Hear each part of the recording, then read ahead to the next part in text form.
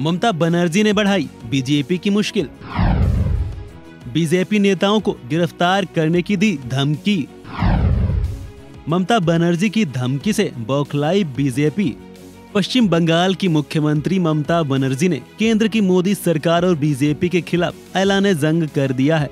अपने नेताओं पर जांच एजेंसियों की कार्रवाई से बौखलाई ममता ने बीजेपी को जैसे को तैसा का पाठ पढ़ाने की चेतावनी दी है। सीएम ममता बनर्जी के इस बयान को लेकर बंगाल बीजेपी भी हमलावर हो गई है और ममता बनर्जी के खिलाफ बंगाल में विपक्ष के नेता शुभेंदु अधिकारी ने एफआईआर भी दर्ज करा दी है। शुभेंदु अधिकारी ने एक राजनीतिक कार्यक्रम के दौरान तृणमूल कांग्रेस सुप्रीमो द्वारा आपराधिक धमकी देने का आरोप लगाया है। शुभेंदु अधिकारी पहले टीएमसी में ही थे। दिसंबर 2020 में अधिकारी ने केंद्रीय गृह मंत्री अमित शाह की उपस्थिति में बीजेपी का दामन थामा था और 2021 के विधानसभा चुनाव में नंदीग्राम से ममता बनर्जी के खिलाफ चुनाव लड़कर उन्हें हराया था। वहीं ममता की इस धमकी पर बंगाल बीजेपी अध्यक्ष सुकांत मजूमदार ने बयान देते हुए कहा कि ममता को गिरफ्तारी की शुरुआत मुझसे ही करनी चाहिए। मैं सुनिश्चित कर सकता हूं कि ममता बनर्जी सरकार के गिरफ्तार करने पर बीजेपी के 8 में से एक भी नेता गलत साबित नहीं होगा। क्या है पूरा मामला? दरअसल बीते गुरुवार को नेताजी इंडोर स्टेडियम में ममता बनर्जी ने टीएमसी के सांसदों, विधायकों के साथ ब्लॉक और गांव स्तर तक के नेताओं के साथ मीटिंग की।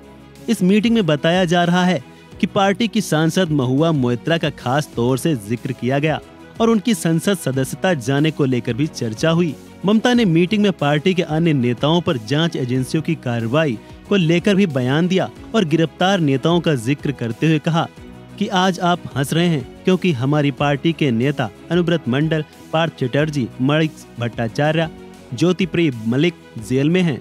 ये परंपरा जारी रहेगी। भविष्य में जब आप कुर्सी पर नहीं रहेंगे तो कहां होंगे? एक कोठरी में।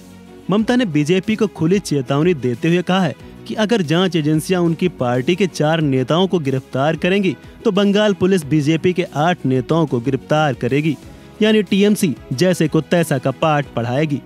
बता दें कि टीएमसी के पार्थ चटर्जी, जीवन कृष्ण शाह, मणिक भट्टाचार्य, अनुव्रत मंडल और ज्योतिप्रिया मल्लिक भ्रष्टाचार के मामलों में कथित संलिप्तता की वजह से न्यायिक हिरासत में हैं।